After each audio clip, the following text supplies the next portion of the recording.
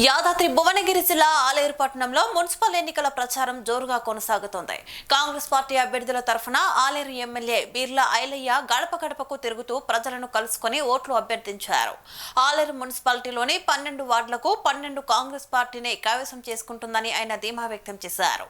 ప్రజల సమస్యలను పరిష్కరించడమే లక్ష్యంగా కాంగ్రెస్ పార్టీ పనిచేస్తుందని తెలిపారు. ఓటు హక్కును ప్రతి ఒక్కరూ వినియోగించుకోవాలని, ప్రజాస్వామ్యాన్ని బలోపేతం చేయాలని ఆయన ఈ సందర్భంగా కోరారు. తెలంగాణ రాష్ట్రంలో కాంగ్రెస్ ప్రభుత్వం అధికారంలోకి వచ్చిన నాటి నుంచి ప్రజా సంక్షేమమే లక్ష్యంగా పాలన కొనసాగిస్తుందన్నారు బీర్లా ఐలయ్య.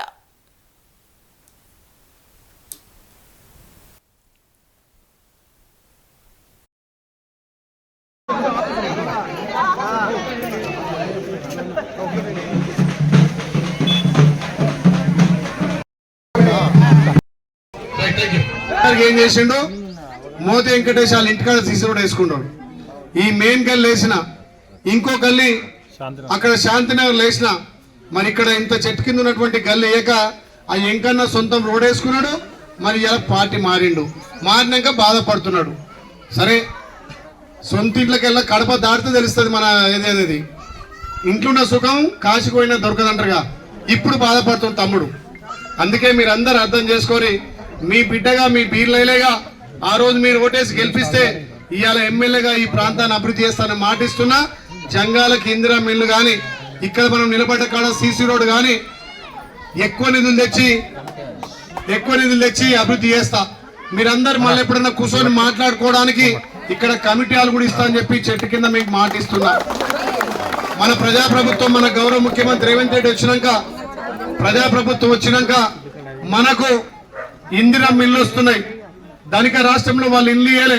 ఇవాళ అప్పుడు తెలంగాణలో మనం ఇందిరా మిల్లు ఇస్తున్నాం. రేషన్ కార్డులు ఇచ్చినాం, సన్న బియ్యం ఇచ్చినాం, పేదోడికి 200 యూనిట్ల ఉచిత విద్యుత్ ఇస్తున్నాం.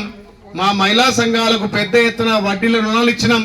60 రూపాయల చీర ఇచ్చి మా ఆడబిడ్డల ఆత్మ గౌరవం దిబ్బతీస్తే గౌరవ ముఖ్యమంత్రి రేవంత్ అన్న ఆడబిడ్డలకు పుట్టింటి కానుకగా మంచి బతుకమ్మ చీర కంటే ఇందిరమ్మ చీర, మా అక్క కట్టుకున్న చీర, అలాంటి చీరలు మీకు ఇస్తే ఆ కిరికిరి చేస్తున్నారు. అందరికి ఇయ్యరట, సంఘాలకు ఉన్నోళ్ళకే ఇస్తారట.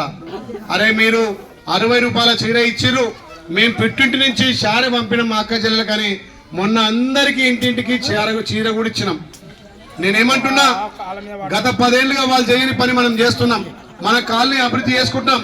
కానీ ఇప్పుడు మీ కాలనీకి సంబంధించినటువంటి ఎలక్షన్, ఇక్కడ మీ బిడ్డగా మార్కు, ఈ చెల్లె మార్కు వాళ్ళ మిసెస్ మరియమ్మ అన్న, ఈ గ్రామం ఈ వార్డులో నాకు ఇల్లు కావాలి, రేషన్ కార్డు కావాలి, పెన్షన్ కావాలి, ఇంకా ఇల్లు కావాలి కొట్లాడే వ్యక్తి మరియమ్మని గెలిపిస్తే ఇవాళ మీ బిడ్డగా ఎమ్మెల్యేగా ఉన్నా నాకు కొండంత అండ రేవంత్ అని ఉన్నాడు. మరి పక్కోని గెలిపిస్తే ఇప్పుడే ఫోన్ చేసి మీ దాంట్లోకి వస్తా అంటున్నాడు. ఇక గెలిచినాక వచ్చి ఏం చేస్తాడు? నన్ను అడుగుతాడా? మీ కాలనీ అభివృద్ధి అడుగుతాడా? ఇండ్లు అడుగుతాడా?